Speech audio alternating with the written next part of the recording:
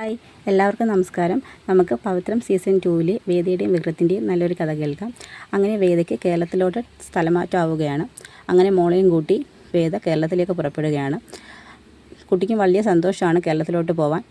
അങ്ങനെ എല്ലാവരും കൂടി കേരളത്തിലോട്ട് വരികയാണ്. ആ സമയത്താണ് നമ്മുടെ വിക്രത്തിൻ്റെയും ജീവിതത്തിലൊക്കെ ഒരുപാട് ചേഞ്ചസ് സംഭവിക്കുന്നുണ്ട്. വിക്രം ജയിലിൽ നിന്ന് ഇറങ്ങിയതിന് ശേഷം ശ്രീകാന്തിൻ്റെ വീട്ടിലോട്ട് ചെല്ലുന്നുണ്ട് വേദയെ അന്വേഷിച്ച്. പക്ഷേ ഒരു കാരണവശാലും വേദ അവിടെ ഇല്ലെന്ന് തന്നെയാണ് ശങ്കരനാരായണൻ ഉൾപ്പെടെ എല്ലാവരും പറയുന്നത്. വേദ എവിടെയാണെന്നുള്ള വിവരം ആർക്കും അറിയത്തില്ല. ആ സമയത്ത് ദർശനോടും ഒരുപാട് തെറ്റിദ്ധാരണകളൊക്കെ പറയിപ്പിച്ച് കൊടുത്തിട്ടുണ്ട്. വിക്രത്തിനോട് നല്ലൊരു ശത്രുത ദർശനുണ്ടായിട്ടുണ്ട്. അതിനുശേഷം ഏറ്റവും വലിയ ട്വിസ്റ്റ് എന്ന് പറയുന്നത് നമ്മുടെ രാധയുടെ ജീവിതത്തിലുണ്ടായ മാറ്റമാണ്. ഓടിച്ച് നടന്നതാണ് രാധ. ആ രാധയെ തുടർന്ന് പഠിപ്പിക്കാനും അവളെ ഒരു അഡ്വക്കേറ്റ് ആക്കാനും വിക്രം ഒരുപാട് പരിശ്രമിച്ചിട്ടുണ്ട്. അങ്ങനെ രാധ ഒരു ലേഡി അഡ്വക്കേറ്റ് ആവുകയാണ്. അതിനുശേഷം വിക്രത്തിൻ്റെ ചെറിയ കേസുകളൊക്കെ നോക്കുന്നത് രാധയാണ്. അതിനുശേഷം ഒരു ക്ഷേത്രത്തിൻ്റെ പൂട്ടൽ സംബന്ധിച്ച് ചില വിഷയങ്ങളൊക്കെ ഉണ്ടായി. ആ കാര്യത്തിൽ വിക്രമൊക്കെ ഇടപെടുന്നുണ്ട്. അങ്ങനെ ക്ഷേത്രം അടച്ചു പൂട്ടുകയാണ്. അതിനുശേഷം അവിടെ ചെറിയ ജാഥകളൊക്കെ നടക്കുന്നുണ്ട്. ആ സമയത്താണ് മോളെ കേരളത്തിൽ നല്ലൊരു സ്കൂളിൽ വേദ ചേർക്കുന്നുണ്ട്. അതിനുശേഷം രാവിലെ ബ്രേക്ക്ഫാസ്റ്റൊക്കെ ഉണ്ടാക്കി കൊടുക്കുകയാണ് ആയ. ആ സമയത്ത് വേദ ഇങ്ങോട്ട് ചോദിക്കും, എന്താ സ്കൂളിൽ രാവിലെ ബ്രേക്ക്ഫാസ്റ്റൊക്കെ ഇല്ലേ, പിന്നെ എന്ത് പറ്റി ഇവർക്ക് ഉണ്ടാക്കി കൊടുക്കുന്നത്?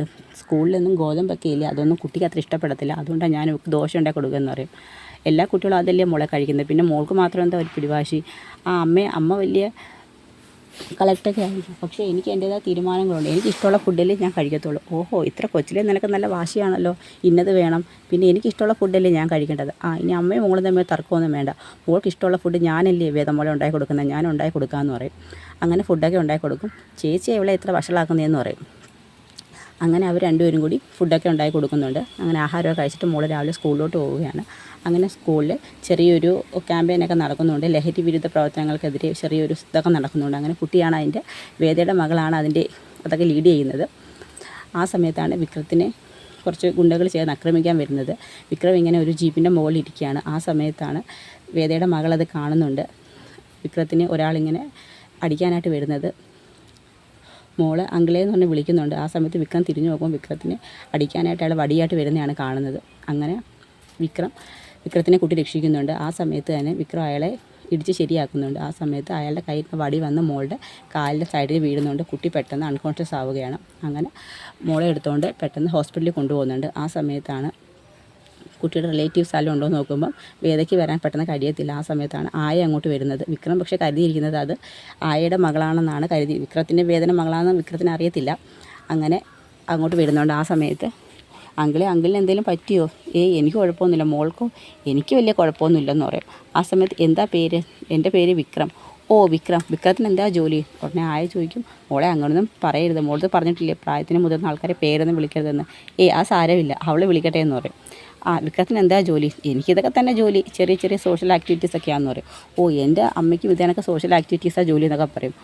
അങ്ങനെയാണോ? അങ്ങനെ മോളെയും വിക്രവും തമ്മിൽ ഒരുപാട് അങ്ങ് അടുക്കുവാണ്. ആ ഒരു രക്തത്തെ തിരിച്ചറിയുന്ന ആ ഒരു സന്ദർഭമാണ് നമ്മൾ കാണാൻ പോകുന്നത്.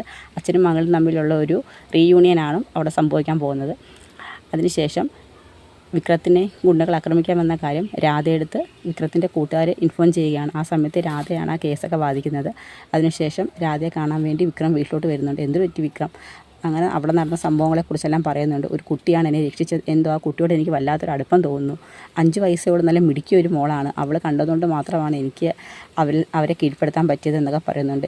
എന്തോ പറഞ്ഞാലും അവളുടെ മുഖവും ആ ചിരിയും സംസാരവും ഒന്നും എൻ്റെ മനസ്സിൽ നിന്ന് ഒട്ടും മായുന്നില്ല എന്ന് പറഞ്ഞ്, എവിടെയോ കണ്ട് പരിചിതമായ ഒരു മുഖം, ഒരുപാട് സംസാരിച്ച ഒരു മുഖം എന്നൊക്കെ പറഞ്ഞ് ആ കുട്ടിയെക്കുറിച്ച് ഒരുപാട് പുകഴ്ത്തി രാധയോട് പറയുകയാണ്. രാധയ്ക്കും വലിയ ക്യൂരിയോസിറ്റിയാണ് ആരാണ് ആ പെൺകുട്ടിയെന്ന് അറിയാനായിട്ട്.